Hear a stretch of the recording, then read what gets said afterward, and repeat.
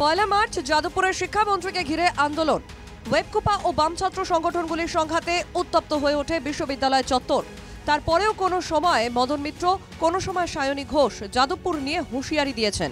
তবে পিছিয়ে নেই বিজেপি নেতারাও। এবার বাঁকুড়া রোন্দার বিজেপি বিধায়ক বলছেন, কেন্দ্র বিবেচনা করে এবিভিপি ও বিজেপিকে আধ ঘন্টা ছেড়ে দিক, তাহলে যাদবপুর ঠান্ডা হয়ে যাবে। তিনি বলেন, বাম আর তৃণমূল চোরে চোরে মাস্তুতো ভাই। যাদবপুর নিয়ে চরম হুঁশিয়ারি দিলেন। যা ঘটছে এটার হুঁশিয়ারির কি আছে? যাদবপুর আমাদেরকে আধ ঘন্টা ছেড়ে দেয়, আমরা রাজ্য কেন্দ্রীয় নেতাদের সাথে বলবো আধ ঘন্টার মধ্যে যাদবপুর ঠান্ডা হয়ে যাবে। কারণ এটা তৃণমূল আর সিপিএম এর একটা কোলাকুলি চলছে। আজকে সারা পশ্চিমবাংলায় যেমন ভোটের সময় কোলাকুলি হয়েছে, এবারেও ওই তৃণমূল আর সিপিএম ওইখানে যাদবপুরে কোলাকুলি খেলছে।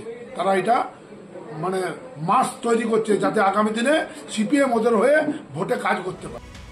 পাল্টা তৃণমূল বলছে যাদবপুরে তারা একাই 100।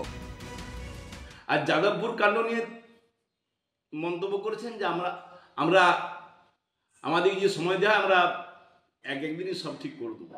যাদবপুরে তৃণমূল কংগ্রেস একাই 100, ওখানে কোনো বিজেপি কোনো ফ্যাক্টর নয়। আর সিপিএমকে গোটা পশ্চিমবাংলায় আজকে শূন্য দিয়ে দাঁড় করিয়েছে তাদের কার্যকলাপ।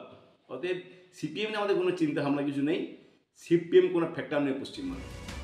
কে কত বড় মস্তান তার জন্য চ্যাম্পিয়ন্স ট্রফি করে দাও, কটাক্ষ কংগ্রেস ওয়ার্কিং কমিটির সদস্য অধীর চৌধুরীর।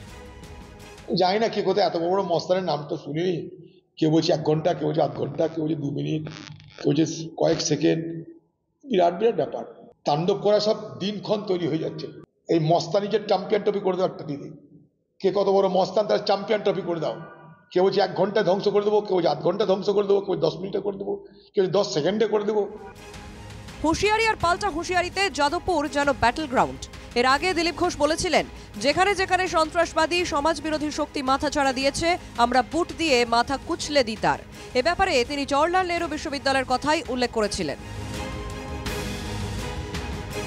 বাঁকুড়া থেকে মানুষ রায়ের রিপোর্ট, NKTV বাংলা।